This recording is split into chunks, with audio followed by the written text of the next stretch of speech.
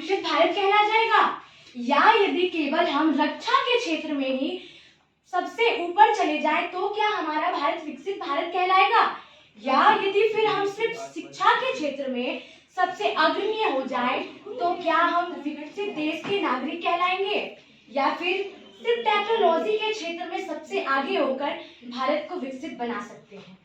जी नहीं महोदय, जी नहीं। आज हम किसी भारत के एक क्षेत्र में भी अगर विकसित करने के लक्ष्य को प्राप्त कर लेते हैं तो भी हमारा विकसित भारत का सपना पूरा नहीं होगा।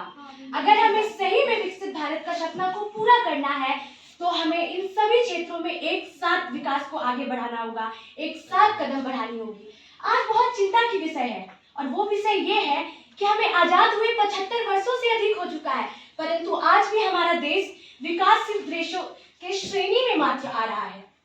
आज हम अपने पड़ोसी देश जापान को देखें, जिसके हिरोशिमा एवं नागासाकी शहर पर क्रमशः 6 अगस्त 1945 एवं 9 अगस्त 1945 को लिटिल बॉय एवं लिटिल बॉय एवं एक और नाम है फैट बॉय चाहती हूँ, हाँ फैट मैन नामक 2 बमबारी की गई थी, जिसके बाद जापान की स्थिति दर्दनाक हो चुकी थी। लेकिन फिर भी आज जापान एक विकसित राष्ट्र बनकर खड़ा हुआ है।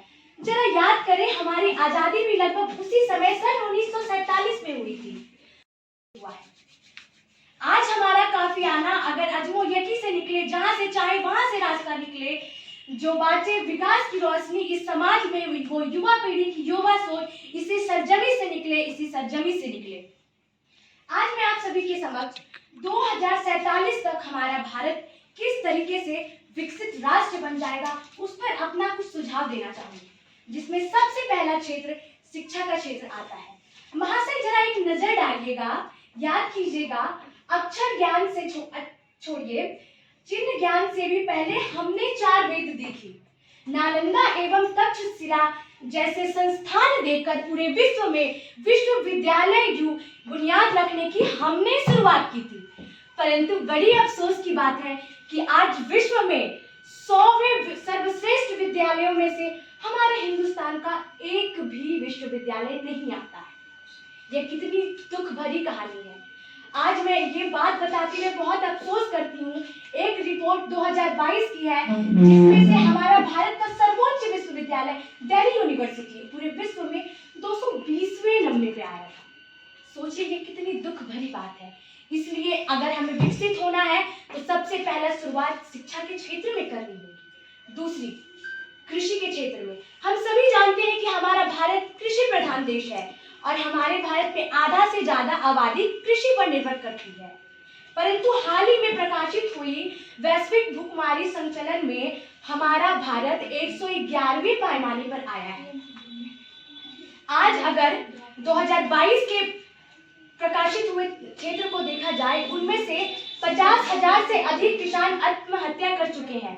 मैं कहना चाहती हूँ, हमारे अन्नदाता अर्थात हमारे जीवन दाता ही हार मानकर आत्महत्या करने लगेंगे तो कहां से होगा हमारा भारत विकसित? कौन करेगा हमारे भारत को विकसित?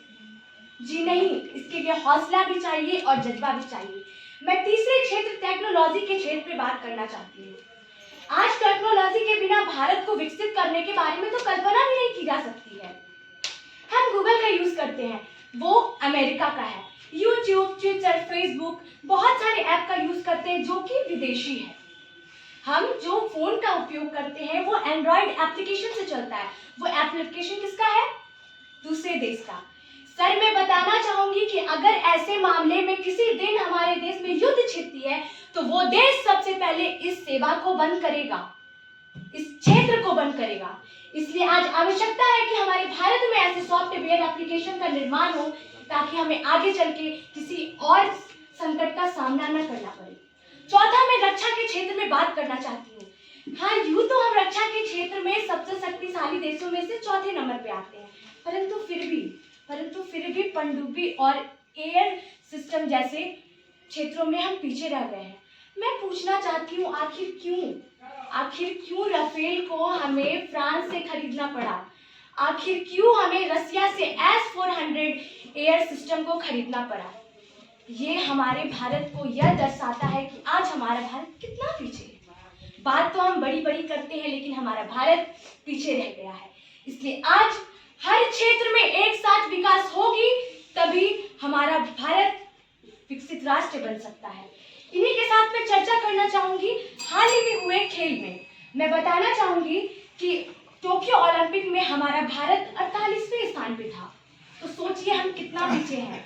सर, हमारे राष्ट्र को विकसित करने के लिए ना सिर्फ केंद्र सरकार और वो साइंटिस्ट जिम्मेदारी लेकर नहीं बैठे हैं। हमारे देश में भी दो पहलू हैं। कुछ लोग जो देश को विकास करने की चाहत रखते हैं, पर उनकी चाह बस चाह रह जाती है। मैं कहना चाहूंगी कि यूं तो हम सरहद पर फॉरेस्ट दिखलाना चाहते हैं, इस्लामाबाद की धरती पे भी ध्वज लहराना चाहते हैं, और बेशक ये ख्वाब पूरा होगा। यौवन में वो ताकत है, शेरों के जो दांत गिने रखने वही हिमाकत है। पर भरतवंशियों की कुछ हालत में शर्म आती है बताने में, वे नाक सिकुड़ने लगते हैं कागज का टुकड़ा उठाने में।